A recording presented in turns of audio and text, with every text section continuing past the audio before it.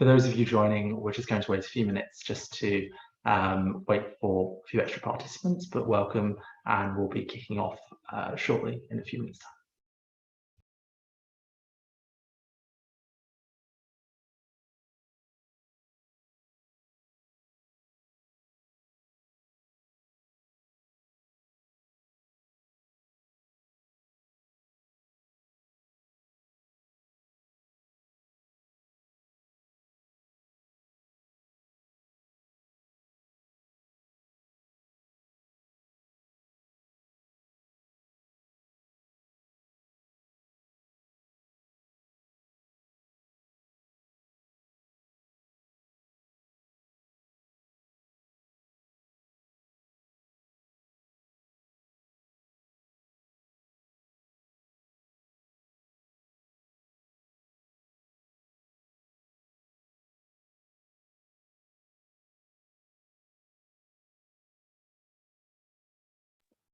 I can see a few hands raised in the chat from some of our attendees.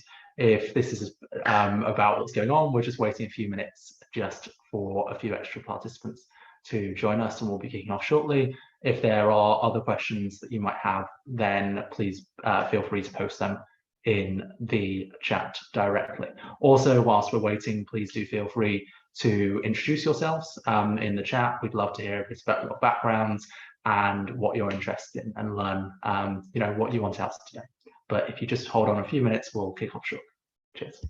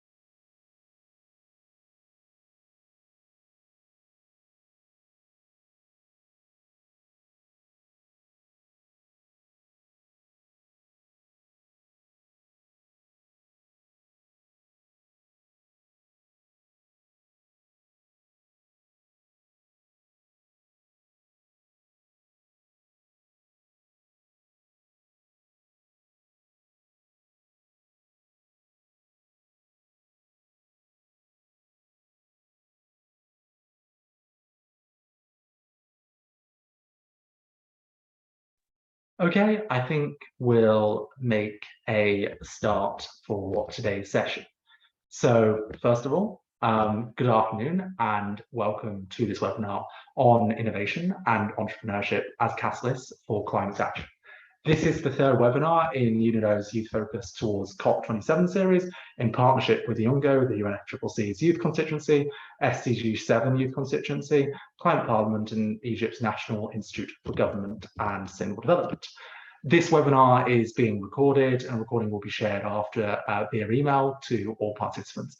Please do feel free to introduce yourselves in the chat. We'd love to hear from you and understand a bit more about your backgrounds. My name is Ben Sandhouse-James. I'm the Renewable Energy Contact Point at UNGO and a negative emission technology researcher at the University of Oxford. I'll be your moderator for today's webinar, where we'll be joined by some inspiring guests, Olga, Afra, Truth, and Sandra, who will share their perspectives in short presentations and conversations that will explore the potential of innovation entrepreneurship to lead sustainable development progress and discuss how innovative technologies can provide solutions for climate mitigation and adaptation, whilst also creating business opportunities for young people. Finally, the session will explore what financiers are looking for when they make investment or funding decisions, especially the types of indicators they are interested in. Throughout, we're going to try and put an emphasis on how young people can get involved with this and the sorts of opportunities that you might have for youth involvement in the run-up to COP27. The session will then end with an interactive Q&A. So we'd love you to start thinking about some of the questions you might like to ask our panelists as we go throughout. So to start off, we will be hearing video statements of open remarks from Tamara Taha, who is the advisor to the Minister on Innovation, Digitalization and Entrepreneurship at the Egyptian Ministry of International Cooperation. Tamara was founder and CEO of Isebda LLC, a Cairo-based innovation and consulting management company that has developed a regional crowdsourcing platform called Yomkin.com. He is currently pursuing a PhD at United Nations University, has 3 years of experience with the World Bank, and was previously selected as an Ashoka Fellow. So we're going to try to have a go at screen sharing, and hopefully this works. Fingers crossed. Let's make it.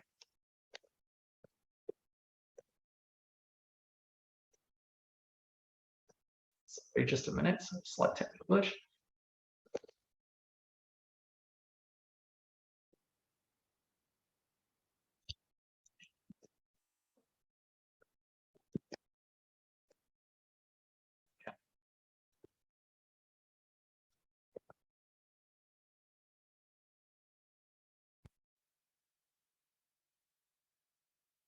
Today's youth and tomorrow's leaders, dear all attendees of this webinar, it's a great pleasure to be here with you today talking about climate action and how youth and young entrepreneurs around the world can fight climate change through technology and innovation. As climate change is a real threat to our day-to-day lives, there is a dire need to find sustainable solutions. These solutions can be found in different ideas coming from youth trying to bridge these gaps with climate-friendly technologies. It's no surprise that technology can help fight the battle against climate change. Technology-enabled solutions can prevent the production of around 12 gigatons of CO2 by the year 2030, according to the System Transformation Report.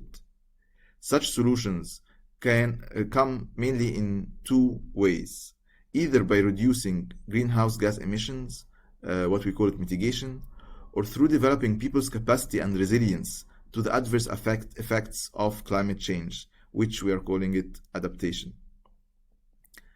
In 2020 and 2021, around $87 billion have been invested in climate technology with a growth rate of 210% of investment year on year. Nearly 96% of these investments were allocated to startups in the US, Europe, and China. And in order to encourage more youth from all over the world in bringing in ideas related to climate action, the Egyptian government, represented by the Ministries of International Cooperation, of Environment, and of Communications and Information Technologies, among with the USAID, Afrexim Bank, World Food Program, Google, and the UNIDO, and many other partners, have launched the Cleantech Run 2022 on the road to COP27, which will be hosted in Sharm el-Sheikh, Egypt. The aim of this competition is to shed the light on technology entrepreneurs taking the initiative to provide innovative solutions for a better environmental future. It also encourages digital artists who use technology to express, disseminate, and raise awareness about climate challenges using their creative methods. Through these 2 tracks, tech entrepreneurs and digital artists, the Cleantech Run promotes innovation and creativity for climate action in 3 main phases. The first phase, which is the call for application, is now ongoing until September 22nd, and a number of hybrid satellite events, including this webinar, will take place during this phase, capitalizing on a strong network of partners of Cleantech Run 2022.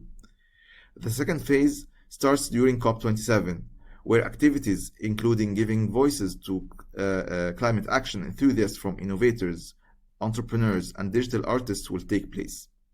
At COP27, Cleantech finalists, including the shortlisted startups and digital artists, will have a chance to meet and engage in mentorship and networking activities in Sharm el-Sheikh and showcase and pitch their ideas to the whole world. The third phase, which is the post-COP27, will start right after the pitching event with the support of the Cleantech partners and a curated network of mentors and advisors. A tailored support package will be offered to the finalists in this acceleration phase. Startups taking part will be supported to scale their climate tech technologies using international experts and innovative activities.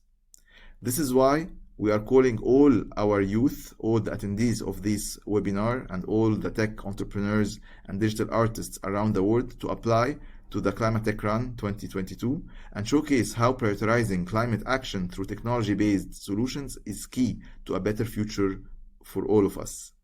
Finally, I would like to thank our dear partners at UNIDO and wishing you all an interesting webinar. Thank you.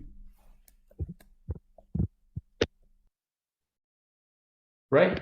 Well, unfortunately, obviously, Samuel couldn't be here today, but we still thank him very much for his remarks, and we'd encourage you to get involved with initiatives that he's talking about. And there's so many opportunities in that run up to COP27, and we'll talk a bit more about those as the session goes on.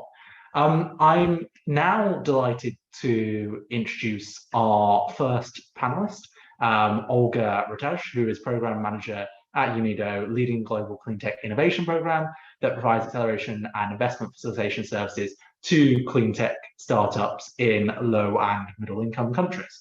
Olga is an economist with an educational background from UCL, SOAS, and Vienna University of Economics and Business, and possesses over 10 years of progressive international work experience across the private sector, government, institutions, and organizations, as well as academia.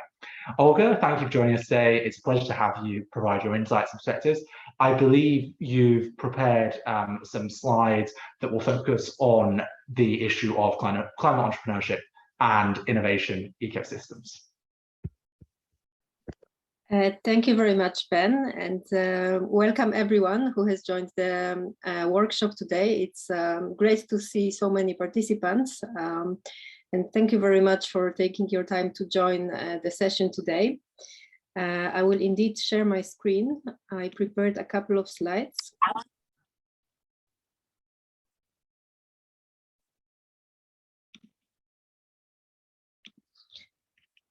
So today I will talk a little bit about the climate entrepreneurship and innovation ecosystems based on the work experience with the Global Clean Tech Innovation Program, as Ben mentioned already. And specifically, I would like to, through the lens of the Global Clean Tech Innovation Program, I would like to introduce to you what UNIDO does in the sphere of building the clean tech innovation and entrepreneurship ecosystems. GCIP, the Global Clean Tech Innovation Program, is a program that supports startups and SMEs across the globe that have innovative ideas to tackle the climate change. And we transform these ideas into investment-ready, scalable, market competitive, and scalable solutions. First, I would like to give you a brief introduction about the existing challenges that the startups and SMEs face, in particular in developing countries, as well as I would like to give you some insight into the potential of these startups and SMEs to tackle the climate change. Regarding the startups and SMEs, it's important to note that they build a core of the economies in low and middle income countries. And namely, they account on average for 45% of the total employment and 33% of the GDP. So it's a large share. And they also play a very important role in spurring innovation. So it's usually the SMEs and startups that generate new ideas rather than the big incumbent companies that already operate in a given market for a longer time. So it's very important to acknowledge this innovation potential, in particular with the view to climate change solutions.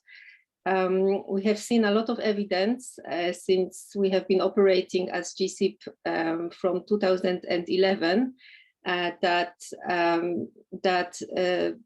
the ideas coming from startups and SMEs can tackle the climate change challenges, both on the mitigation and on the adaptation side. However, unfortunately, these startups and SMEs face several challenges that are also referred to as valleys of debt. And as you can see on this slide, the road from having a Cleantech idea to actually marketing this idea is very long and bumpy. There are several obstacles on the way, including, for example, the weak national institutions and lack of support from their side. Also no cooperation and coordination between national institutions that are responsible for different areas, for example, for environment and economy. So there is a lot of silo thinking within the country governments very often. As a result, the policies and regulations that should support innovation and entrepreneurship are very often quite weak. And also there is lack of acceleration support and institutions that could provide help to innovators to scale up their solutions. And in response to these challenges, to these valleys of debt, there is a lot of action needed that you can see on the top of this slide. So there is firstly a need to build the capacities of the stakeholders in the national ecosystem, including the government institutions. There is also a need to build linkages between different actors within the ecosystem so that they can coordinate between each other.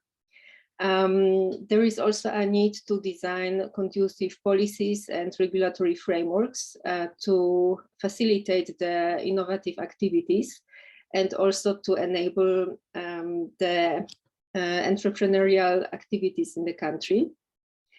Also, there is a need for accelerations for startups and SMEs, and finally to link these startups and SMEs to early stage investors. And what we do within GSIP is the ecosystem approach, which is very important to note because we realize that in order to enable the startups and SMEs to cross the valleys of debt, we need to work not only with these startups and enterprises, but also with other actors within the entire ecosystem. So there is a whole spectrum of activities needed to enable the startups and SMEs to face their challenges, starting with themselves. So by providing the business acceleration services to the startups and SMEs, and then linking them to the financiers. But also to build the capacity of the policymakers, research and development institutions, universities, non-governmental organizations, and other actors within the entire ecosystem. Also, within GSIP, we understand that it's very important to build international linkages between different countries and between different ecosystems to enable the sharing of lessons learned and also exchange of good practices between the countries, in particular in the context of the South-South cooperation. So we have seen examples of innovations that have grown from one developing countries into another, and also that some regulations and policies were inspired also by different developing countries to be implemented in other developing countries. And therefore, the GSIP has three pillars. The first one focuses on the entrepreneurs themselves. So we work closely with the startups and SMEs, and we have a carefully designed acceleration program that consists of pre-acceleration, main acceleration, post-acceleration, and advanced acceleration. This includes some group activities, starting from the team building support through the validation of the concept, but also development of the business plan and financial model. But there are also individual support activities that are carefully tailored to the needs of the best performing entrepreneurs. And we provide them with very specific advice on how to market their products and how to scale up and raise investments. Then the second pillar is focusing on the strengthening of the national cleantech innovation and entrepreneurship ecosystems. As I already said before, it's very important. We need to work with several stakeholders in order to help the startups and SMEs. So we focus on building their capacity and also facilitating partnerships and networking between them. And also our aim is to enable the actors to continue with the GCIP approach after the project finishes. So we provide them with all the needed tools and guidelines so that they can run the program also after we stop with our unit of support. And finally, the third pillar is focused on the coordination and coherence between different countries. As I mentioned, the exchange of lessons learned and also transfer of technologies is also a very important component of the program. Here you can see again the design of the program. And I should also mention that it was not designed like that from the very beginning. So the program started in 2011 in South Africa, and then also was implemented in some other countries, including, for example, Thailand, Pakistan, Morocco. But at the beginning, it functioned separately in all these different countries, although the approach was very similar. But following the recommendations of our main donor, which is the Global Environment Facility, the program was redesigned to enable more linkages between countries and also to provide more standardized services to all of them to enable a level playing field for all of the participants. And as a result, the program has been relaunched earlier this year. And there will be also an opening ceremony at the COP27 in Egypt. So you are very much invited to step by if you will be there. We would be happy to see you. Regarding our current network, so we cover around 15 countries across the globe on all of the continents. And we are now in some additional discussions with countries in Africa and also Latin America. So the ambition is to further grow the program and to include additional countries to participate in it.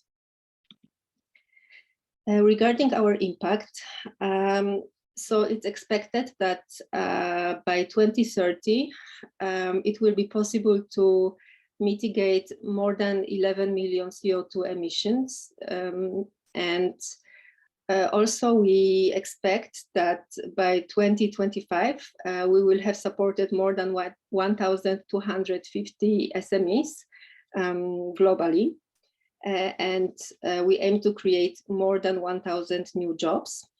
And we also hope that these SMEs that are supported through GCIP will have generated more than 263 million of revenue by 2025.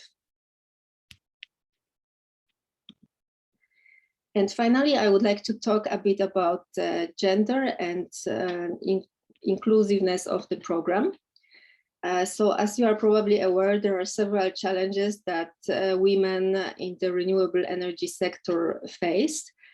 So first and foremost, they are underrepresented in the renewable energy sector, both in the workforce and in the decision-making positions. So in the decision-making positions, they constitute only around 30% of all the staff, and in the workforce around 35%. Women are also underrepresented in the science, technology, engineering, mathematics fields, as well as in research and development. And both of them are very important for GCIP, since a lot of innovation stems from these two areas. At the same time, it's interesting to note that, for example, the women-led households consume less energy than the men-led ones. And also that women are disproportionately affected by polluting energy sources, and at the same time can largely benefit from clean cooking solutions, for example, by saving the time for collecting wood, or also through limiting the impact from indoor pollution. And within GCIP, we recognize all of these challenges that are faced by women, and we try to be gender inclusive. So always when we design a new project in a given country, we conduct a detailed gender analysis where we look into all of the challenges that women face in a given country. And also we analyze the ecosystem of the already existing institutions that support gender in order to work together with them and include them in the program. We also always ensure that women participate in the program and benefit from it equally to men. For example, we propose convenient training times in our acceleration cycles. We also try to provide training online whenever possible. It's also possible to provide children care or offer separate trainings for women. For example, in the field of finance and business, where they might feel a bit disadvantaged against the men, in order to encourage them to actively participate and to learn as much as possible. Also, what we do is to collect gender disaggregated data to measure the progress of the GCIP, but also its impact. We also apply gender-sensitive recruitment at all levels, wherever possible, including, for example, the project steering committees, but also the trainers and judges that participate in our acceleration cycles.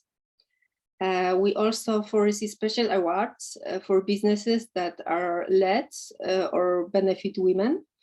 And we also conduct targeted outreach to women, and we promote female model roles. And finally, I would like to share two success stories with you. One features a woman entrepreneur from Thailand that was the GCIP national winner in 2017. And she leads the PAC Corporation. That is a very successful startup in Thailand. And the startup produces energy-saving water heaters and air conditioners. And the specific product that won the GCIP competition was a water heater that recycles the heat generated by air conditioning systems without using any electricity. And therefore, it helps reduce the electricity consumption by 10%. And another example is a young entrepreneur from South Africa. This is to inspire you and to encourage you also to get interested in GCIP, since we have supported several young entrepreneurs. We also work closely with universities to source the innovation. So this gentleman has been involved in insect protein production, and he was a global winner of GCIP in 2019. And earlier this year, in spring 2022, he raised more than 5 million US dollars, and it was the biggest startup seed funding round in South Africa, which I hope is inspiring for you and encourages you to also proceed with your innovative ideas if you have any. And currently he is looking into further growing his company and expanding not only in Africa, but also in Europe and the United States. So this was everything I prepared for today. I would be happy to hear any questions you might have or any clarifications. Thank you very much. Amazing. Thank you very much, Olga. And we'll have a Q&A towards the end of the session. So if you have any questions for Olga about that, then please do share those questions either now or we'll give you a chance to ask them later on. I'd now like to move on to the role of youth in climate entrepreneurship. And for this, I'd like to welcome Afra Kamis, who is CEO of Eco2, an Emirati startup that placed 35th in the Elon Musk-backed XPRIZE carbon removal competition. Afra is also a non-resident scholar in Climate and Wars program at the Middle East Institute, member of Future Sustainability Community by Mazda, and an Antarctic ambassador for the International Association of Antarctica tour operators. Afra, it's a pleasure to have you join us today. I'd like to kick off just by asking you kind of, what do you see as the role of youth in the development of innovative technologies? Obviously, you're working on carbon dioxide removal, but providing solutions for climate change, mitigation, and adaptation more generally. First of all, thank you, Ben, for the very nice introduction. I'm happy to be here today, sharing my insights from my experience as an individual and one of the youth in the MENA region. I would say that youth have a central role in driving innovative climate technologies to both adapt and mitigate the impacts of climate change. Today, youth are educated and aware of what's happening around them and to their future. We're capable and motivated to make a positive change. So we see a lot of, let's say, university students, graduates, and even young professionals that bringing up unique and extremely outstanding innovations and solutions to help mitigate climate change. Not forgetting that youth have the most significant stake in the future. For that, we need to move from having them as observers to having them as participants within climate technologies. What's needed is to build bridges for those individuals and youth from all parts of the world to participate actively in all relevant levels of decision-making processes, solution building, and they will absolutely be able to mobilize support and bring unique perspectives to the case. Amazing. I mean, I completely agree, but there are obviously some challenges and some barriers there. So, I mean, I'd be interested to understand a bit about from your perspective, both from your own personal experiences, but also, you know, the experiences of people who you work with, your friends, your colleagues. What barriers do you see young people facing when they want to get into entrepreneurship, and particularly in those early stages of entrepreneurship? You know, carbon dioxide removal, your own field, is a highly technical field where that kind of jargon can seem baffling to some people, and it can be difficult to kind of develop that expertise in those technical sectors to be able to allow youth innovation to flourish. Similarly, obviously, as has been touched upon already by Olga, I think it's fair to say that young women often face much greater barriers than men like myself. So I'd be interested to understand, you know, your experiences there of those barriers, and also solutions and examples that you've seen that can be implemented to overcome them. All right. So answering your question about what are the challenges do women entrepreneurs face today? Yes, women entrepreneurs do face some challenges that male entrepreneurs may not, like the hesitation and taking them seriously. being judged on how they look or how they talk rather than the idea they are communicating, being underestimated because of their gender.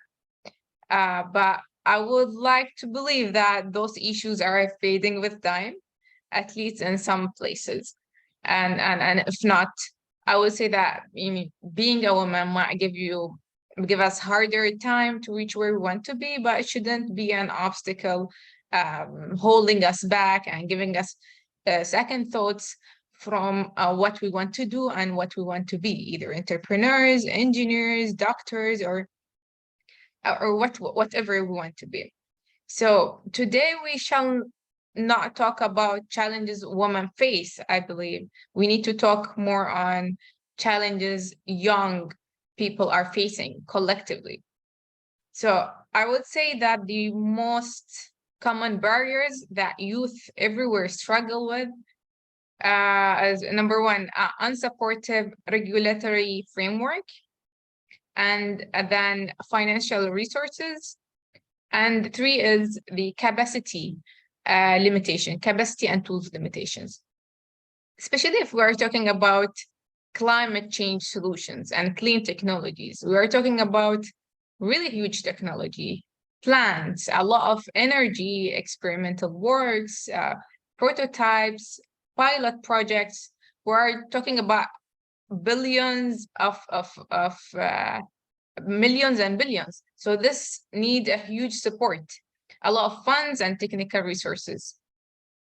I believe we do see some, let's say, businesses providing environmental services and etc. But we do need to tackle emissions, which are the most, let's say, most important problem, which is the core here. So without the support of governments to have, let's say, flexible plus policies, corporations willing to spend, say, X amount of money to research the feasibility of proposed solutions, provide tools, youth will keep facing hard time being climate entrepreneurs. So what we need is supportive policies, financial resources, and expand capacity limitations. Yeah, I would completely echo that. And I think, obviously, access to those kind of capacity building resources can be difficult sometimes. And I mean, one of the things that I want to touch upon, I've had a few conversations with people about recently. You and I are both privileged enough to go to university, but many are less fortunate, don't have access to those educational opportunities. However, what we see, particularly within the youth innovation, youth funding space, is that a significant proportion of early stage funding and non-monetary support comes through those university systems, those ecosystems, those networks. So how can we firstly go about sort of ensuring that universities facilitate opportunities for diverse backgrounds entrepreneurs rather than gatekeeping, which I think can sometimes occur? But also, what can we do to provide the networks, funding, support for young people outside those university ecosystems? Smar's obviously touched upon Climate Run already in the run-up to COP27, but there is clearly a need for more of that ecosystem approach outside of universities. Yeah, definitely. For people who are, I mean, we're not privileged enough to being educated, or let's say for people who chose to study other majors outside the STEM, I would say knowledge and education here are important weapons nowadays. So we have tools to learn and educate ourselves if we want to. I believe today a huge portion of young people are aware of climate change and its consequences. And that's, of course, because of the huge advocatory initiatives and climate movements, not only in the MENA region, but all over the world. So it's true that, let's say, we need technical background to be able to have climate-related solutions. But we can also educate ourselves. And my advice here is to, again, educate yourself, get yourself into initiatives, programs that would develop your knowledge on climate and environment. Try to read articles, talk to friends who know more than you do. Eventually, we all share the same challenges and we all face the same impacts of climate change. And definitely, we are all able to think about how to enhance either a project or a product or even a process we are working on, even if we are not having the same background. So you don't have to be an engineer to come up with an idea that would, let's say, lower emissions of a project, for example. All you need to do is to develop an innovative mindset and see things in different ways. You will always find a problem that you will be able to develop and enhance further. And that's definitely would tackle climate change issue as well. That really resonates with me. I completely agree. I think there's opportunity for people, no matter what their background, to be able to contribute, whether that's on the technical side or looking at it from a social science, human rights, social justice perspective. I often get asked how young people can, make a difference if they care about climate change. And I think the first thing is actually to be informed. It doesn't matter what it's about. You can be informed about the technical side, you can be informed about the social science side. Ideally, you want to have a baseline understanding of both. But the first stage before you engage with climate action is to start from a baseline level of information. And we thankfully live in a world where it is increasingly easy to access that information. Finally, before we move on to the next session or next panelist, I just want to ask, from your experience, what type of funding or support is needed for young kind of innovative entrepreneurs to realize their business solutions in successfully addressing environmental solutions? What do you see as the kind of more effective funding models, and how can we potentially scale them? I believe that to have advisory committee, or let's say guidance, in my point of view, is the most essential support must young entrepreneurs and entrepreneurs to be as well need to better develop their solutions and technologies to adapt the market, the requirement of governments and policies, especially when talking about climate and environmental technologies. Of course, we also need to be connected with corporations in the field, help build up partnerships. We know a lot of corporations fear working with young professionals, even if they realize that these solutions are in their hands. So we need this kind of, say, ecosystem to create a true change. Support shall provide not only capitals and financial support, but also mentors, policies and initiatives to connect investors to young entrepreneurs with to know each other, share knowledge, share experience, and most importantly, create a different mindset within the ecosystem. And I really appreciate the GSIP program Baliga was talking about. We do need to see more and more of those supportive ecosystems. Completely agree. And I think that leads us on quite nicely to the next topic. So thank you very much. Arthur will return to you during the Q&A. But if our audience has any questions about anything that Arthur spoke to, from youth entrepreneurship to funding opportunities within MENA specifically, that's something also that we can potentially explore during the Q&A. So I'd now like to hand over to Tris Swisman, who is Chief Communications Officer at the IKEA Foundation, who will be speaking on the importance of climate entrepreneurship, clean tech innovation, and the role of climate action with funding as well. So Tris has over 25 years of experience in communications, specializing in sustainability, public affairs, and issues management. Her prior roles include time at Unilever as Vice President for Sustainable Business and Communications, and leading Unilever's global issues, crisis management, and media relations work. She's also done consultancy for Coca-Cola and Rio Tinto, among others. Trist is also a lecturer at the Erasmus School in Rotterdam, sits on the Cocoa Horizons Foundation's board, and is a member of the European Foundation Centre Governing Council. Trist, thank you for being with us today. We're really looking forward to hearing from you. I believe that you are going to be sharing a PowerPoint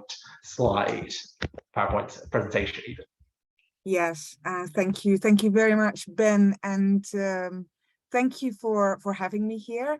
And also thank you to the amazing participants. I've gone through the Q&As a little bit, and yeah, I'm getting so excited and inspired by the reactions I see in the Q&As, and also it's really a privilege to speak after Olga and Atra, and I think what I'm going to say is tying in very nicely into that, and hopefully expanding and giving some examples of what some of those concepts mean and what we are trying to achieve as IKEA Foundation. So let me see if I can share. I believe that works. Can you see it? And then let me see if I can get indeed in presentation mode as well. Fantastic. The only thing is that I now see myself as well, which I don't need to see. So I'm also very delighted to speak about this super important topic, because we believe that entrepreneurship, green entrepreneurship, and particularly youth entrepreneurship is crucial to achieve both better livelihoods, but also to do this on a livable planet. And so as our IKEA Foundation, we are constantly looking at ways to start building the model if it doesn't exist, or scaling up models, and sharing what works with other communities and important stakeholders. And so before I go into what we are doing in the area of climate entrepreneurship, or green entrepreneurship, we call it green entrepreneurship, and I'll give a little bit of a definition shortly. I think it's important to say just a few words about who we are as IKEA Foundation and what we do. So we call ourselves a strategic philanthropy, and we focus our efforts on tackling what we consider to be the two biggest threats to the future of children and young people, that we consider poverty and climate change. Without a livable planet, there's not going to be a future for anyone for us, as we already see happening, unfortunately. And of course, some of these systemic inequalities stand in the way to enable people to improve their lives themselves. So we are a grant-making organization, so we don't do work ourselves on the ground.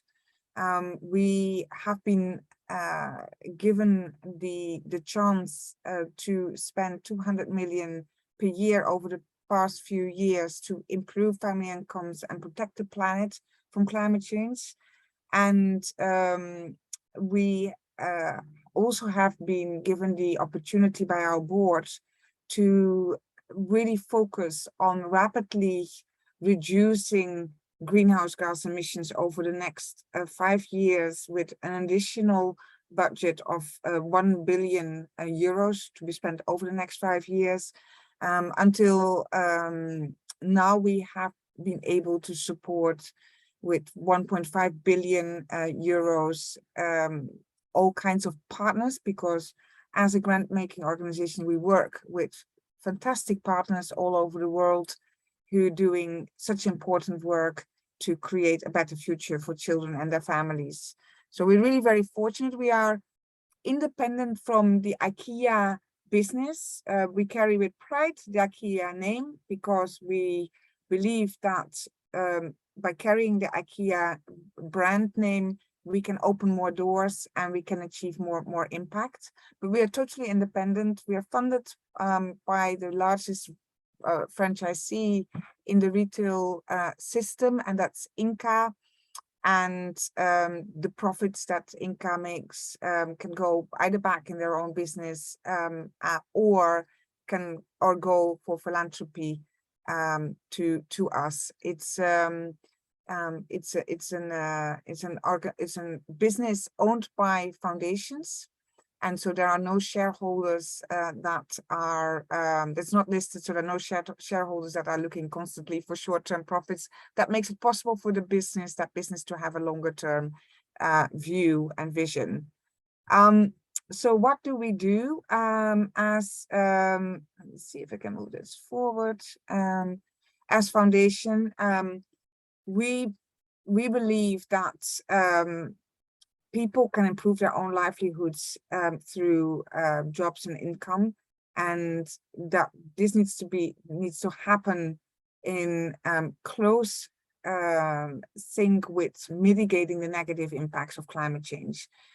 So we have those two big pillars, climate action and livelihoods, and we believe that those two pillars are linked to each other and can support each other. So we've identified 5 areas which we believe are key to achieving our objective, our mission, and those are climate action, employment and entrepreneurship, renewable energy, agricultural livelihoods, and refugee livelihoods. We also work in the area of emergency disaster support, because a lot of the work we're doing in those areas will sometimes literally wash away in cases of either man-made or natural disasters. And of course, we know that the climate and the impact of the climate creates increasing number of these type of disasters. So we're working with a number of organizations that can intervene very rapidly. We provide multi-year unrestricted funding so that they can intervene whenever there is a disaster and there's no bureaucracy. So when it comes to employment and entrepreneurship, we focus on green entrepreneurs who can accelerate the shift to inclusive, circular, and more localized economies that are people and planet positive. We see this, and the way we go about this is that we look at what some of those fundamental barriers and obstacles are, and I'm totally support what was said earlier around some of those fundamental systemic obstacles, if you like. And so what we're doing is trying to work with partners to identify the evidence around ways that can work.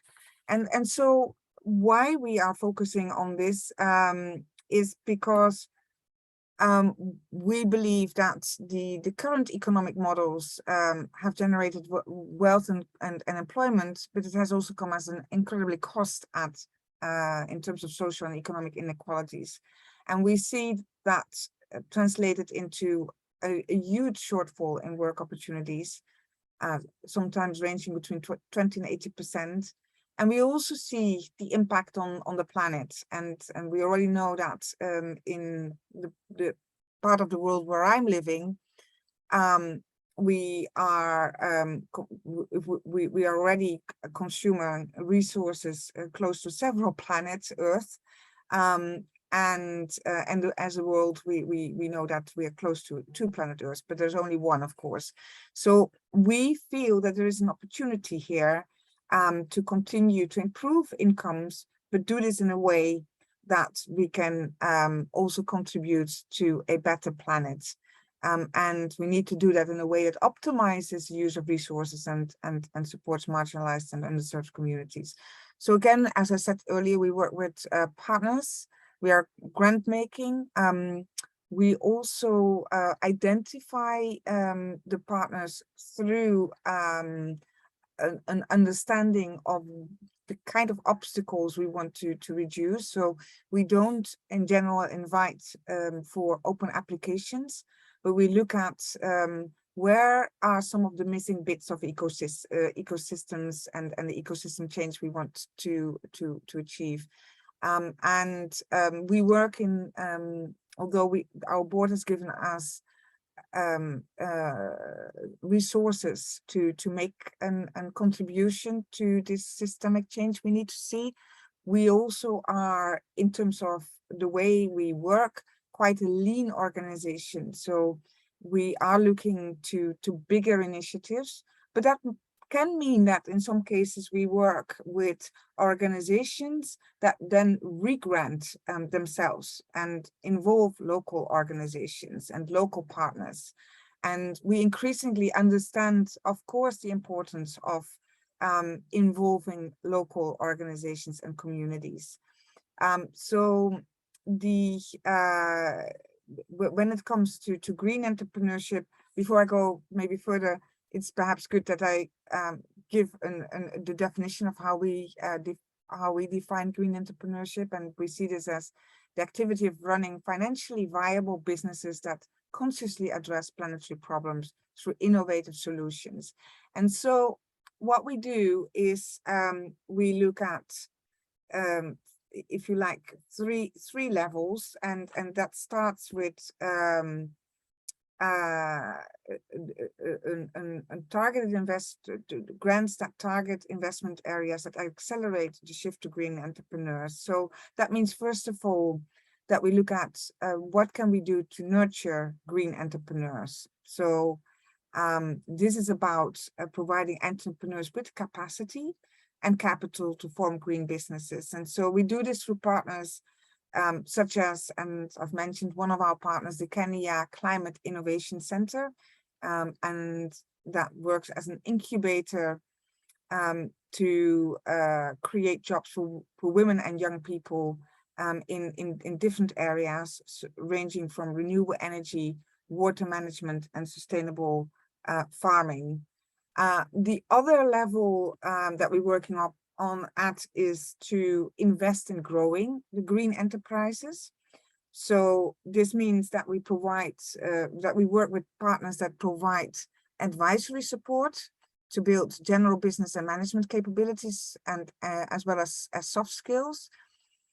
We look at what does it take for businesses to reach green certification, because of course, with green certification, you have access to more markets, but also access to more valuable markets. And so, and of course, it enables access to finance for green businesses. So what if we could support those businesses in achieving that green certification?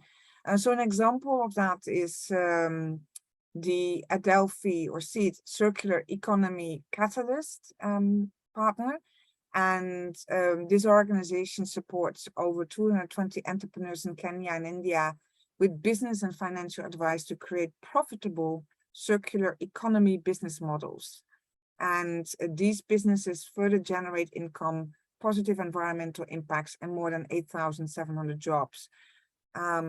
And then finally, we look at, and it's been already said a lot of times, the importance of the ecosystem. So we're looking at what can we do to start building that green enterprise ecosystem, and how can we make sure that we build the evidence and support knowledge generation? Because if we have the evidence, and I will come back to that, we can share that with the broader community.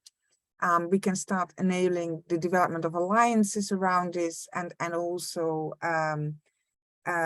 ensure that we accelerate the move towards this kind of enabling environments. So one organization we support in this area, and I must say, by the way, that the area of green entrepreneurship is a relatively new area for the foundation. So we are actually, if you like, a startup ourselves for this particular area. So we've started building institutional capacity with our partner NVU, and that's a partner working in amongst others India, to help create a thriving local markets based on jobs that reduce waste and improve the environment. So I've talked a lot about generating of evidence and models, and one important role we feel as a foundation we want to play is to indeed use that evidence to advocate for change. We heard earlier the importance of the right policy instruments and enabling policy framework. And so we want to use our voice and backed up with the evidence we've gathered through the partnerships to advocate, on the one hand, for businesses themselves, and we heard that as well earlier on. So for businesses to move to more sustainable and inclusive models, and that enable also climate justice.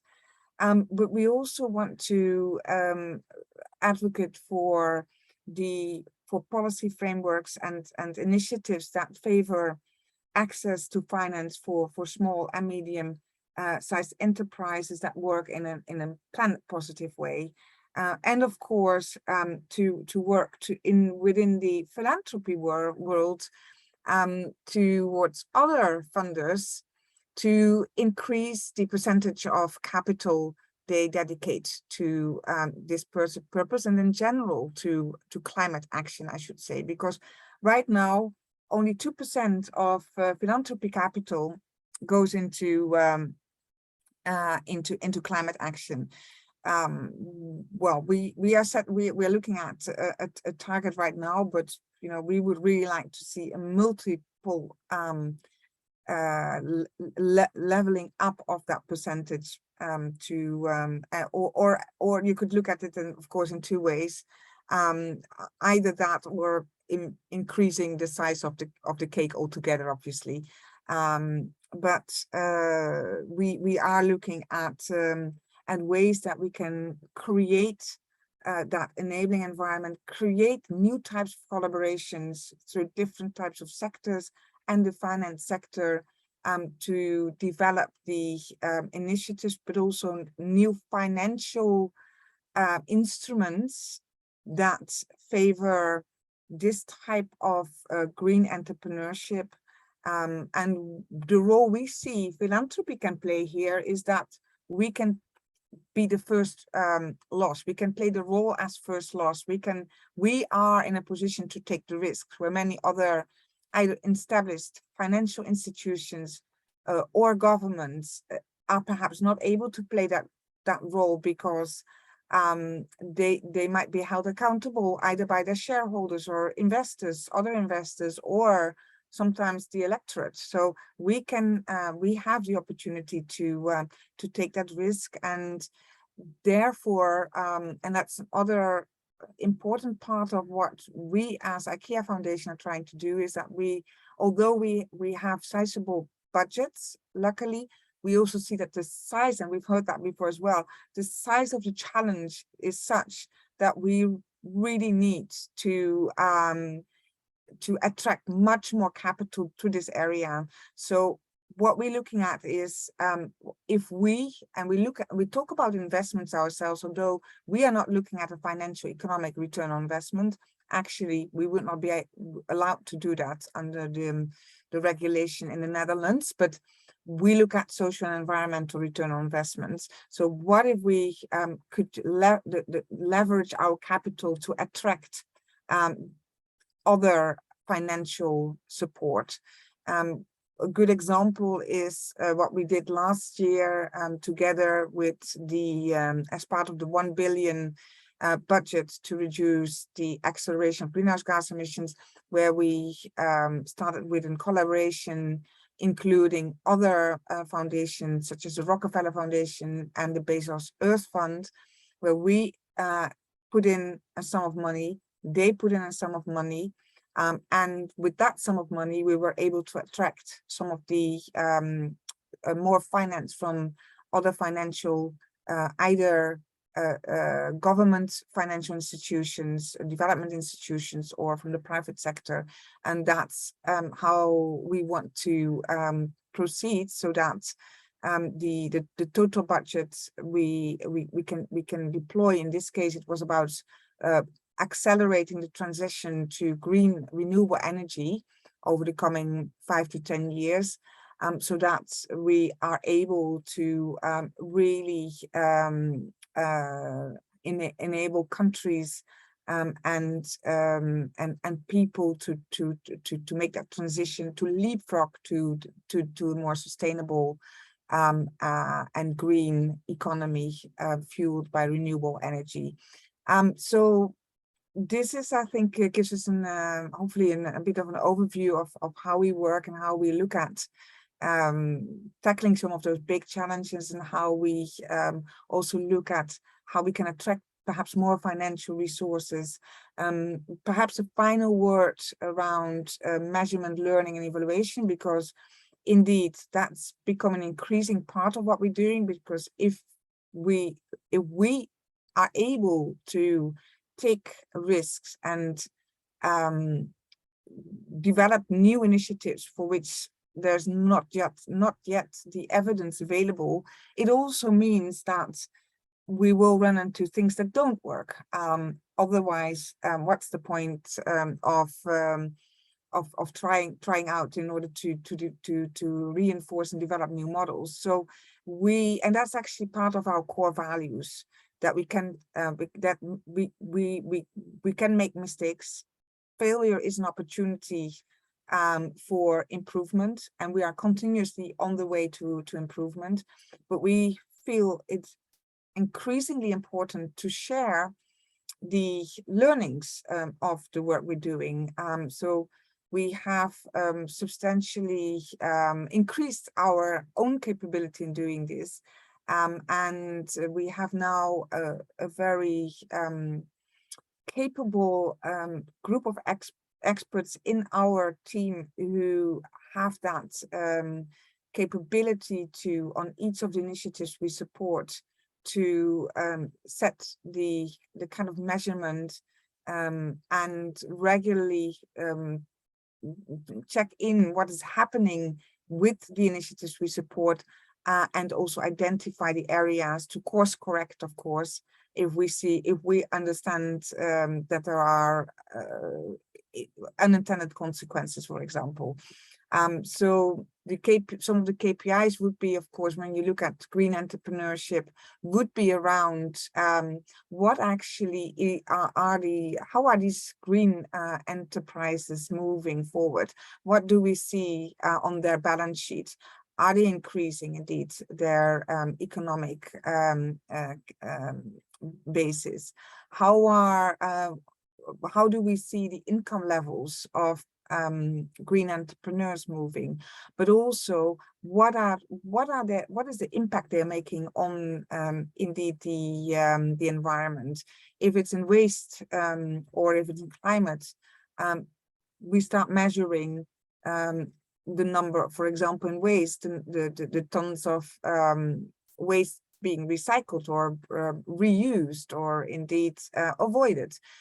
So we're starting to pull together a number of robust KPIs on which we measure, and we are even measure to what extent of how robust the KPIs are that we develop with our partners, and what do we learn from the KPI setting ourselves. So perhaps with that, I'd like to conclude my comments, but of course, very happy to answer any question. And I will look at the chat in a minute to see if there's anything that has come up, and I'll stop sharing. Let me see if I can stop sharing. Amazing. Thank you very much. Yeah, I think there are actually a few questions in the chat that are IKEA Foundation specific. Good. So do feel free to respond to those on the chat itself. But thank you so much for your insights. That was really, really fascinating. And the 2% figure for philanthropic funding was quite I mean, there's a lot of things that the world needs to work on. But given that this is probably the biggest contemporary challenge that humanity faces, it is slightly concerning. And again, also obviously emphasizing the importance of monitoring with KPIs and actually ensuring that you are achieving the outcomes that you want, because otherwise you can just be directing funding to projects that don't deliver success. So thank you so much. Just again, we'll be returning to you during the audience Q&A. I'd now like to move on to Sandra Shokudozi, who is founder and CEO of South Energy, a Nigerian-based renewable energy company that provides standalone solar home systems to homes and businesses in off-grid areas of Africa. Sandra holds a bachelor's degree from the University of Manchester and a master's degree from the University of Dundee Centre for Energy, Petroleum and Mineral Law and Policy. Sandra has also worked with UNDO as a sustainable development consultant with a focus on clean energy and energy efficiency in industrial development for developing countries. Sandra, I understand you have a PowerPoint on youth leadership for climate action and talking about young clean tech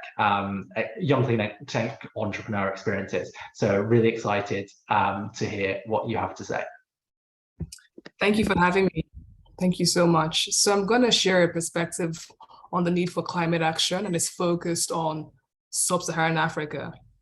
And this perspective is based on the energy industry transitioning to a cleaner form of energy, and that is through solar. And so I'll show you the biggest challenge that we have currently in sub-Saharan Africa. And this is it. Our activities in Africa are powered by dirty and polluting fossil fuel. And you can see it here. Education, trading, hospitals are polluting with the activities. And it calls for concern because this is a massive contributor to climate change, the biggest in Africa. And so let's look at the energy access gap globally. In the world, we have over 700 million people without access to energy. But leading that access to energy gap is Nigeria, with 85 million people. And this is a challenge because this is the biggest economic powerhouse in Africa. So why is this happening? What are the impacts? And the impact here and the challenge here is that we have close to 200 gigawatt of energy access that is not being fulfilled, which has left a big gap of $200 billion to solve this challenge. And so when it translates to people and enterprises, we have 75% of households and SMEs that either have no access to energy or they have bad grid connection, less than 4 hours per day of electricity. And this is a problem because when you aggregate the data of those who have no access and those with bad grid connections, you have close to 120 million people. And it has a big impact on our socioeconomic performance in Nigeria, a negative one.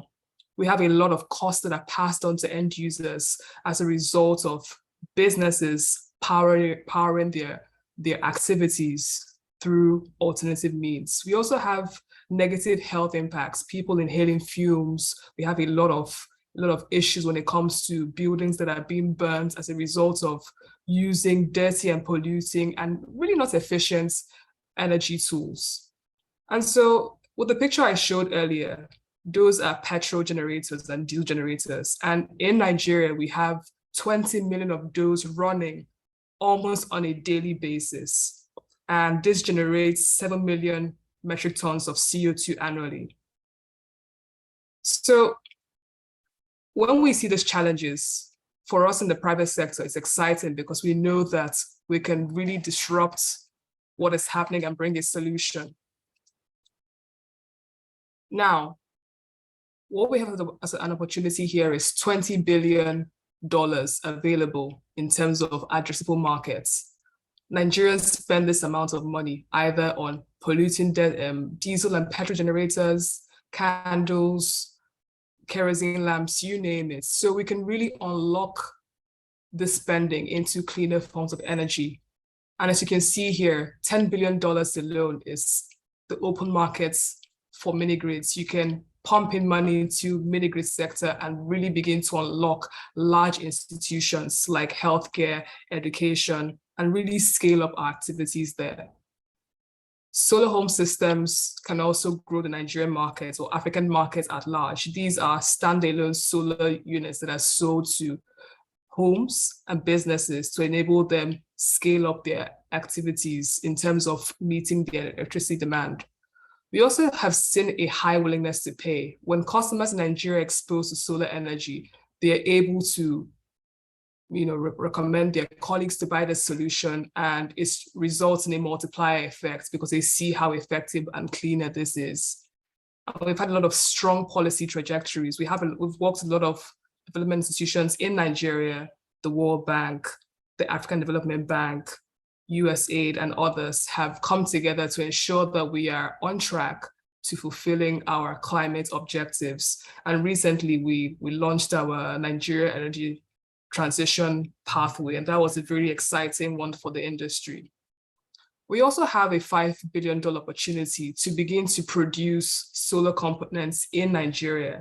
And the challenge is that because we import a lot of these products into the country, we don't have a bridge in terms of being able to address the demand that is available. We have a time crunch between when we order these products in from overseas and when it gets into the country. And so what is SALVA doing to solve the challenges of dirty and polluting fossil fuels? Our goal is to provide products that help homes, businesses, and institutions scale into affordable energy. At the lowest end here, product one, this product is targeted towards low-income class users, and they're able to have basic access to lighting, phone charging, air circulation, and even powering their small businesses. As you can see here, we have a POS that most small companies use in Nigeria.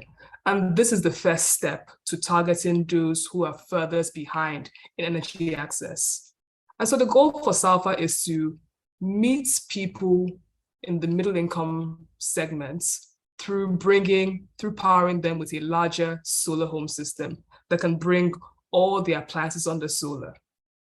But not just meeting the middle class, we also want to ensure that the lower income customers can be upscaled to these larger solutions. And we do that by providing affordable financing, which is through something called pay-as-you-go.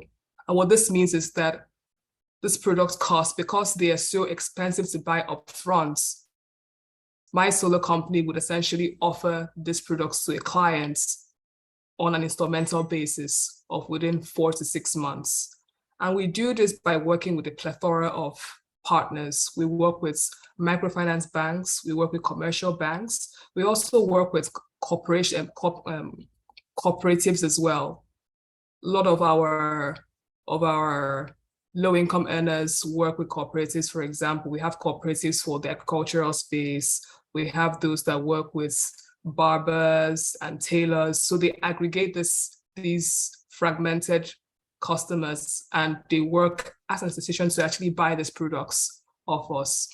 And so we also provide larger solar solutions in the form of micro and macro mini grids.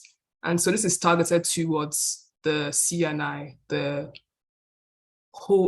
hospitals, schools, big industries that allow us to ensure that we're bringing a massive scale of customers with clean energy.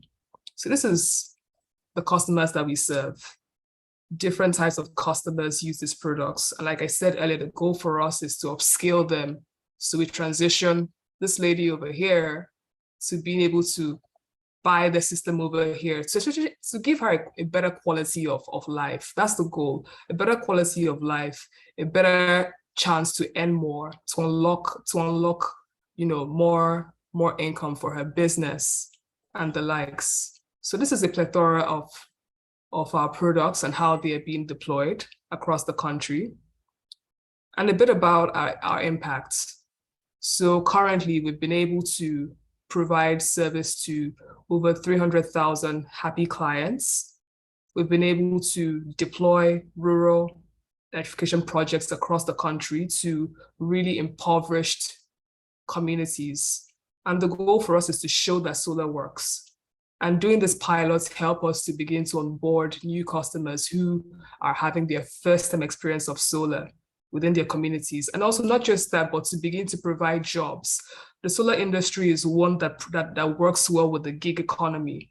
And so, for example, you could have in a community a teacher or a religious leader who begins to sell solar solutions, and they go from selling it to learning how to install the products and also learning how to maintain the products and even collecting payments from end users. So it's exciting because in Africa, the biggest contributor to GDP is the informal economy.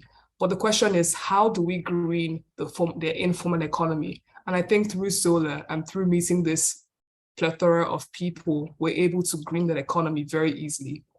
And so we've also been able to grow our distribution partners.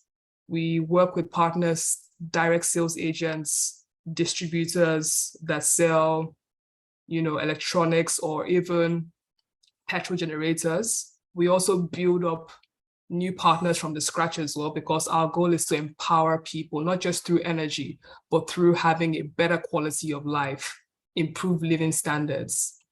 And through that, we've been able to offset 100,000 tons of CO2, and we've been able to impact 30 of 36 states. And I'll explain why in a moment. So this is our impact in Nigeria. And I'm sure you're wondering why this part is not shaded. And this is because we have a big terrorist problem in Nigeria, and it's called Boko Haram. A massive terrorist group has made it unsafe for companies to be able to provide effective coverage of these locations here. However, we do work with NGOs to ensure that we are deploying solutions to targeted refugee camps. But aside this, we have a solid coverage of the other parts of the country. And so we've worked with global partners, and they've been very key in what we do. We've been able to receive grants in the form of results-based financing, because the challenge that we have with solar is the fact that reaching customers who are furthest behind, who are in remote areas, requires a level of customer acquisition, which is really expensive. And so these result-based financing received from the World Bank, for example, enable us to be incentivized to go there and reach these customers who are left behind and begin to bring them into the energy ladder. Our other partners as well have helped us to deploy pilot projects. For example, the Rockefeller Foundation, the US African Development Fund, we have deployed pilots across the country that show that we can begin to upscale people at different energy access levels. We've also been able to raise funding as well. We closed a $1 million funding into our company, and we're still raising. And we're really proud of what we do. I think that the thing we're most proud of, if not just about deploying solar, but it's about the people that we have in our company. The goal for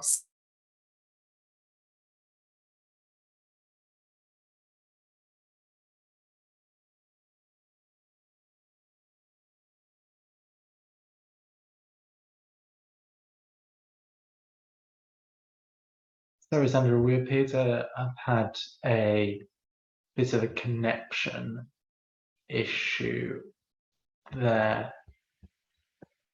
I don't know whether that is going to resolve itself or not. We'll wait a minute and just see if it connects. If it doesn't connect, then I think maybe we'll go on to the Q&A directly, and we can maybe ask Sandra to share her slides afterwards. Just see if she joins back, but I think we may have lost her there, unfortunately. Okay, I think in that case, given that we are, I know Sandra's back. Hello, Sandra, can you hear us? Hi guys. So it's so ironic. The power went out. That was what happened. So this is what we're dealing with in Africa and Nigeria. This is what we're dealing with. But I'm back. So I think I pretty much wrapped up what I was going to say. But I was just open to questions. And once again, I'm really pleased to be here to speak about my activities in Nigeria. Thank you. Great, amazing. Thank you very much. And I'd now like to move on to our audience Q&A. So again, please keep those questions coming through the Q&A function. I'd like to obviously welcome back Sandra immediately. I'd like to welcome back Olga, Arthur, and Tris. And we'd also like to welcome Lobna, who is here works with Tamatahai in the Ministry of International Cooperation and Clean Technology. So we'd like to invite Lodna to speak on behalf of Tama and potentially talk a bit about any questions that our audience might have regarding Climate Run in particular. So with that, I think let's make a start on questions. I think maybe we kick off with a question that is kind of focused on more sort of on the kind of financing side of things. So this is directed towards Truus in particular, but obviously we welcome any of our other panelists to weigh in on this. Is the IKEA Foundation trying to be catalytic in its funding by engaging in kind of more blended financing vehicles and mobilizing in private capital, or are you more focused on being a sort of anchor project partner through the grant giving? What's the funding approach that you are trying to cultivate? We are actually doing looking at several ways, and the way maybe we can explain it is that we use different stages in our grant making. So in some cases where there is need for more initiatives, more ideas, we would enable a partner, and sometimes we could be in some cases the sole funder. In some cases we bring other funders around the table to develop the idea further, and then we go through different stages from idea to the initiative, testing the initiative, of course, then identifying ways to give scale, what is the opportunity to involve other funders, and then of course giving the support to go to the to full-scale implementation. So it depends really on which stage we are focusing. It also depends on what is required. So we are part of our investment portfolio is indeed about playing a catalytic role and starting to construct those blended finance instruments. We were one of the funders, for example, outcome funders in the first refugee livelihoods bond, but also indeed green bonds. But in some cases, what is really required is to get the right funders and businesses, finance sector, and governments around the table. So it really depends on the problem we are trying to solve, I guess. But whatever we do try to ensure that we really maximize the impact we can make by leverage, using our funding as a way to leverage more support. But that is not always, of course, in the form of finance, or it can also be by bringing other parties around the table, developing that ecosystem more fully. Yeah, no, I think that directly answers the question. I think it is obviously there's a lot of different opportunities here. I'm picking up on that. One question that's been asked is focusing more on the sort of community initiative, as they called it. I think referring to kind of social businesses, non-profit in particular, in which there's a focus on kind of bringing together a collective societal effort, potentially with funding from companies as part of kind of social responsibility. I imagine that, Truus, you've seen some of that in terms of corporate social responsibility efforts to focus on those sorts of non-profit initiatives. So I'd love to welcome any comments on that, and I'd also love to welcome Olga's comments on that in a while. But Truus, if you have any thoughts on that sort of those sort of non-profit community funding initiatives, would love to hear them.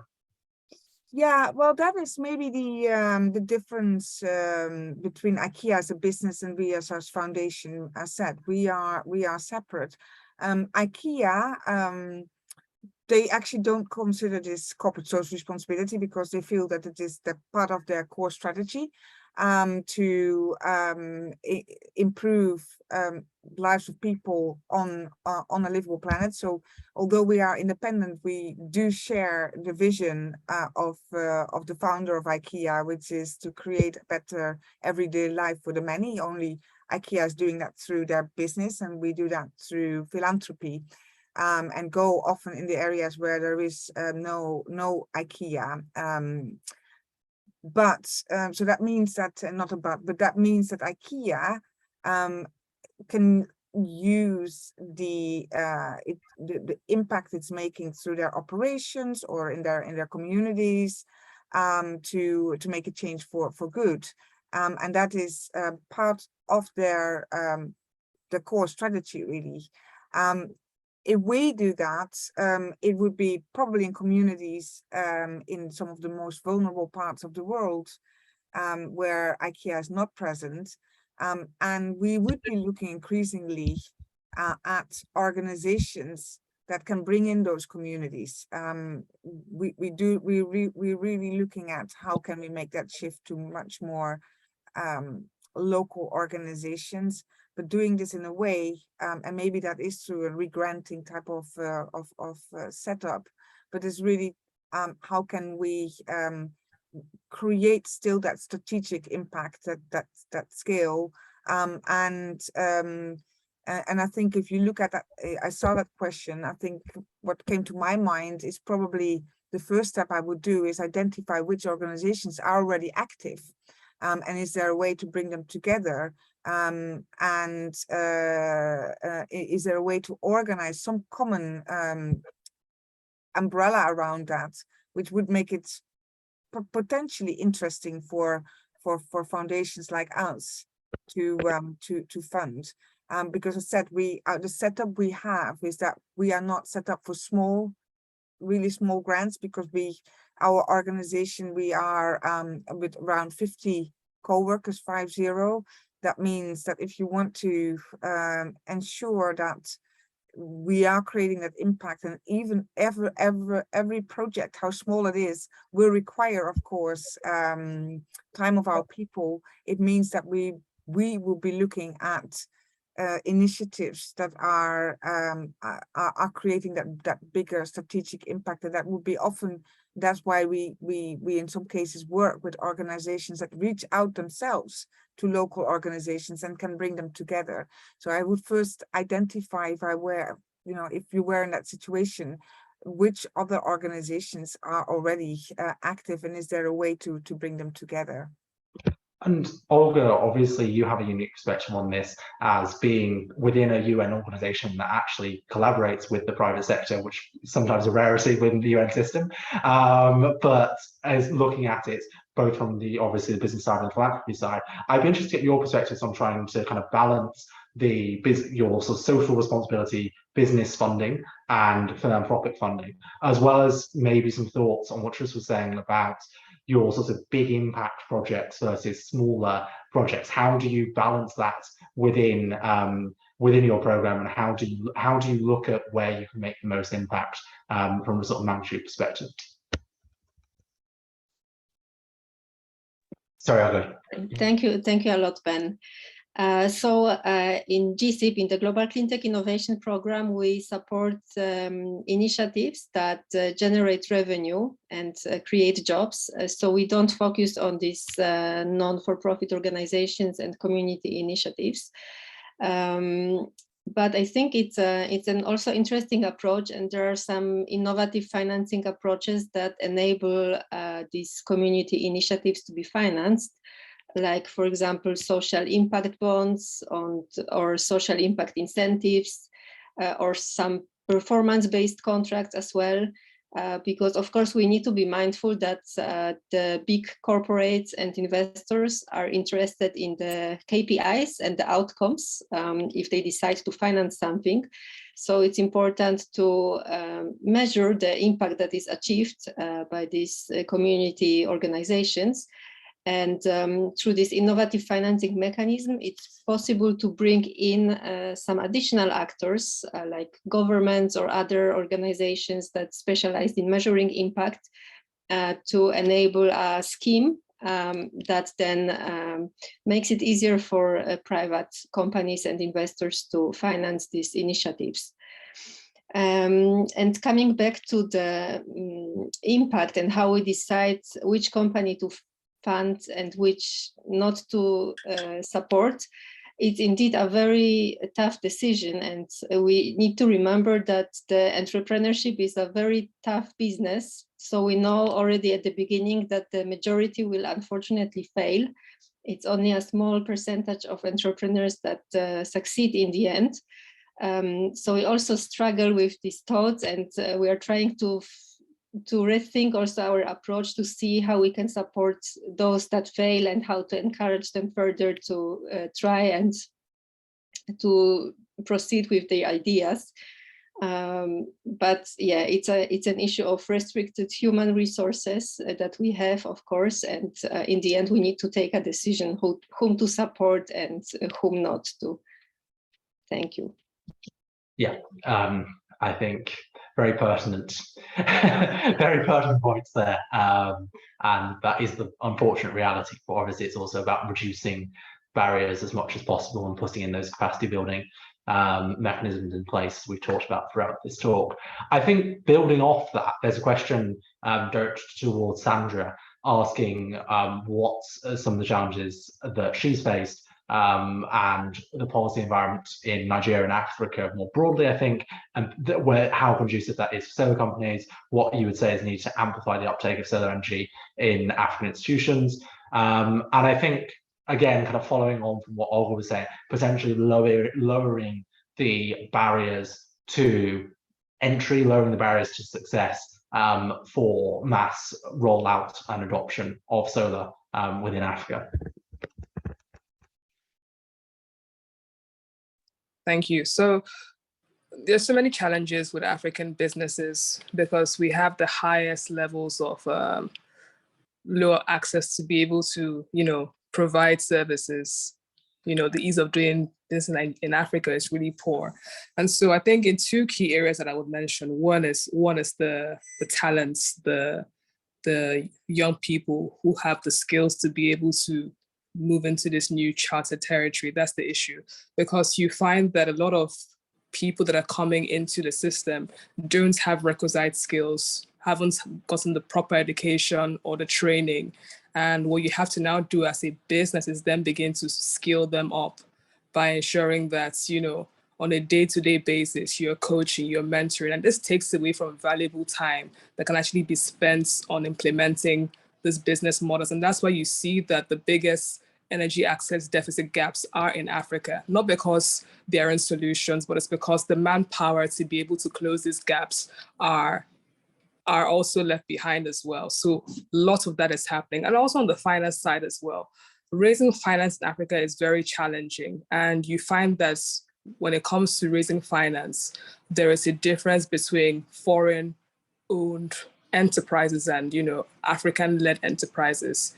And the issue you find is that foreign-led enterprises are able to raise more funding, typically because they have a larger access to funding from their countries, VCs, development agencies and all that, compared to the African enterprise. And what you have is that you have companies coming in with hundreds of millions of dollars to solve African problems. For example, access to clean energy. But then you have African founders who are also being crowded out because they don't have a space to play in solving their country's challenges.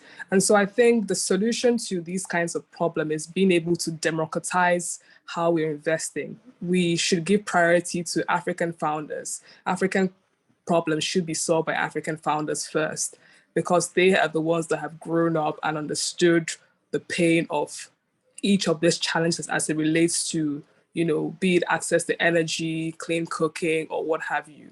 But they should be given priority as well.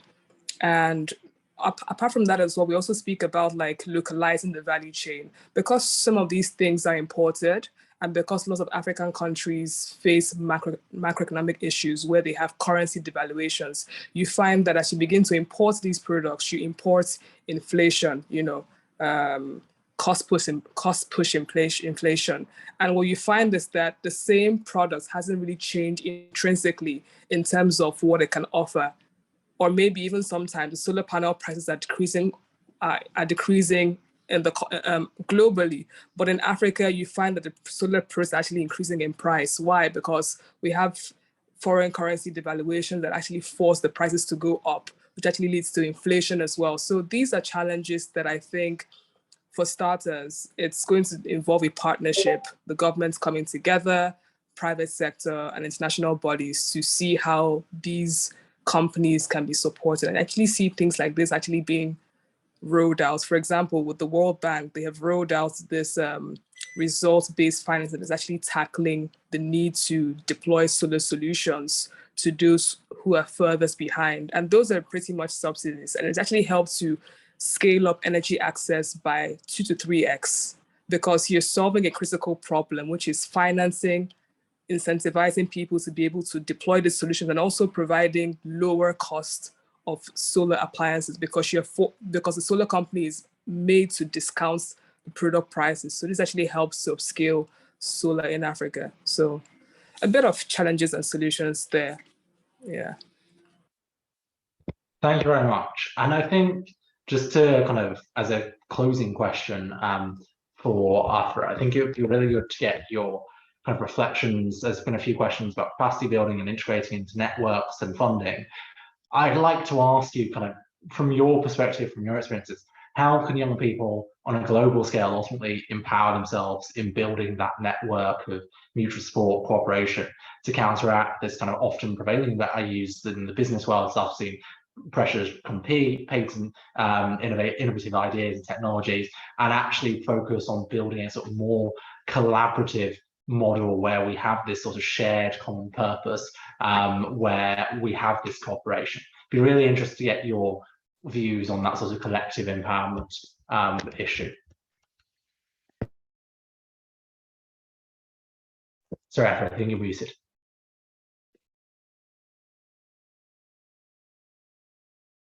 Sorry. So I would again say knowledge and education, trying to scale up ourselves as much as we can. So when opportunities come, we do not hesitate to grab it. Try as much as you can to participate in programs and initiatives. Sometimes we do underestimate those programs, some competitions. But from my personal experience, I was at some point stuck. I couldn't develop the idea I had, the research. I didn't have the funds and resources. So what I did is try as much as I can to participate in programs and competitions with the same idea. Sometimes you are allowed to do that. So I have participated in a competition, the X Prize, for carbon removal. And from that, things started to get better and better. Once you expose yourself, expose your idea, and people started to notice you, you will be able to build your network, connections. And from that, you can move to the place you want to be. Amazing. Thank you very much. And thank you to all of our speakers today for all of your insights and perspectives. It's been fascinating to hear from really quite a diverse range of experiences. Actually, I think we've had a good coverage of the entire spectrum of climate innovation and entrepreneurship. So just before we finish, I thought I'd just kind of recap a few things that I think really stand out from our panelists today. I think the first, building off Arthur's comments there, is that ultimately everyone can contribute. Every young person can contribute to this, and can contribute from an innovative perspective, can contribute from an entrepreneurship perspective, even if you don't have a physical sciences background or engineering background. But you need to start by being informed, and it comes from that education. It comes from having a sort of innate curiosity to try and tackle what is probably our biggest challenge that humanity faces today. I think the second key point is that in many countries, and particularly in LMICs, this was a point that Olga made especially, these startups and SMEs are often the foundation of innovation. The conception of new ideas is mostly run by these innovative companies that are often quite small, but they have so much potential and so much potential to be able to provide solutions to the climate crisis. And in that respect, it's very important that we provide the necessary financial capital. Like the Industrial Revolution, agricultural revolutions, the dot-com bubble before, ultimately this idea of human progress won't be possible without that realignment of financial capital. And we've touched upon today on the importance of that and how we go about that and the different funding mechanisms that can achieve that. However, it's not just about finance, it's also about supporting capacity building ecosystems. It's about bringing stakeholders together for innovation. It's about cultivating national and international innovation ecosystems, and it's ensuring that the necessary resources are in place to be able to ultimately empower people. So I really hope you've enjoyed the session today. A few things from me before we end.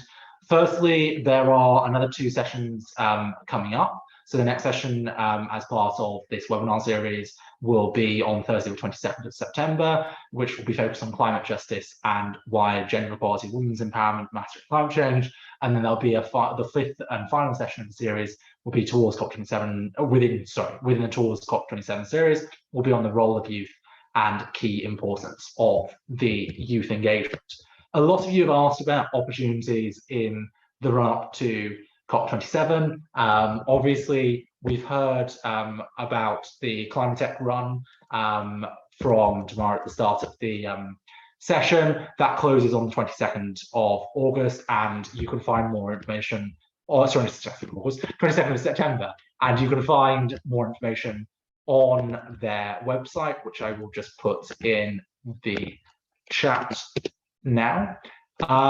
There's also a wide range of opportunities that we at Youngo, the UNFCCC Youth Constituency, share. Feel free to join our mailing list. You can join our mailing list via the website. You can also message me on social media or LinkedIn, and I'm happy to put you in contact there. And there are other groups focused on youth opportunities such as SDG7, Sustainable Development Goal 7 Youth Constituency, and the UNEP Major Group for Children and Youth, that will also share funding and capacity building opportunities for young climate entrepreneurs, and really do engage with them, stay up to date with the latest opportunities that are out there.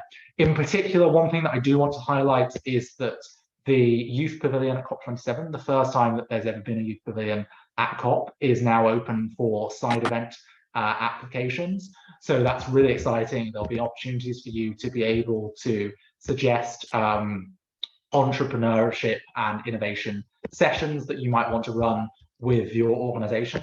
I'll put a link to this in the chat, but again, this will probably be included in the emails that we send out afterwards. So feel free to have a look at that in more detail. That's a really exciting opportunity. I believe the deadline for that is the 28th of September. No, yeah, 28th of September. And a really good opportunity for young entrepreneurs to have a platform at COP27 directly. With that, as I realize we are running somewhat over time, I want to say thank you once again to our lovely panelists for everything that they've taught us today. We'd love to have them back at some time in the future, and I'm sure that the questions will keep coming via social media as well. I think some of them will be sharing their slides afterwards as well, in case you want to have another look at them. I also want to thank Katerina and Isabel for organising today. It's been a big effort, multi-stakeholder effort, a good example of cross-stakeholder collaboration and cooperation to put this series together. And I know from Youngo's side, we've been really excited and really privileged to be a part of it. So thank you very much. With that, I'd like to wrap up and wish everyone a lovely rest of the day, whether that's evening or morning, wherever they are. And we hope to see you at the next webinar on the 22nd of September. Thank you very much, guys. Have a good day. Have a good day.